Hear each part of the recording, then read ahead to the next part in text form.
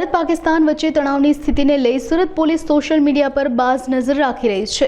ત્યારે પહેલગામ આતંકી હુમલા અંગે આપત્તિજનક વિડીયો અપલોડ કરનાર સામે અમરોલી પોલીસે ગુનો નોંધી ધરપકડ કરી છે।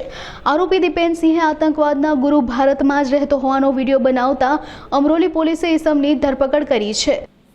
અમરોલી પોલીસ સ્ટેશનમાં હાલમાં ભારત અને પાકિસ્તાન વચ્ચે જે યુદ્ધનું વાતાવરણ છે અને પરિસ્થિતિ ચાલી રહી છે એ અનુસંધાને સોશિયલ મીડિયા ઉપર ખોટી કોઈ પોસ્ટ કરે અને રાષ્ટ્રને ગેરમાર્ગે દોરવા માટે કંઈ કૃત્ય ન કરે એ માટે સર્વેલન્સ ટીમના માણસો વોચ ઉપર હતા।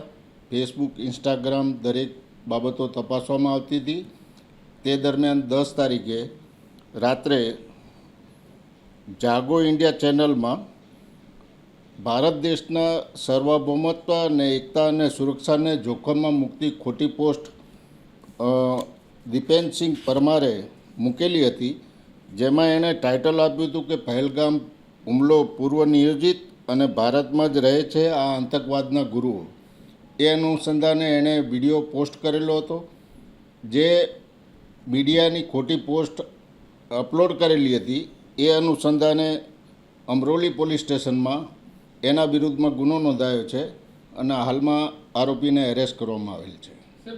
સોશિયલ મીડિયાના પ્લેટફોર્મ ઉપર સ્પેશિયલ સર્વેલન્સની ટીમ મૂકવામાં આવેલી હતી, જે દરેક પોસ્ટ વેરીફાઈ કરતી હતી અને વેરીફાઈ કર્યા પછી એના આધારે આ પોસ્ટ વાંધાજનક હતી અને દેશની એકતા અને સુરક્ષાને જોખમમાં મૂકતી ખોટી અફવા ફેલાવનારી હતી, એટલે એના સામે એક્શન લઈ અને ગુનો નોંધવામાં આવ્યો છે। આપણા દેશની અખંડિતતા અને એકતાને સુરક્ષાને અસર કરતી ખોટી પોસ્ટ કોઈ પણ પોસ્ટ કરશે તો એ સોશિયલ મીડિયા ઉપર પોલીસ દ્વારા વોચ રાખવામાં આવેલી છે।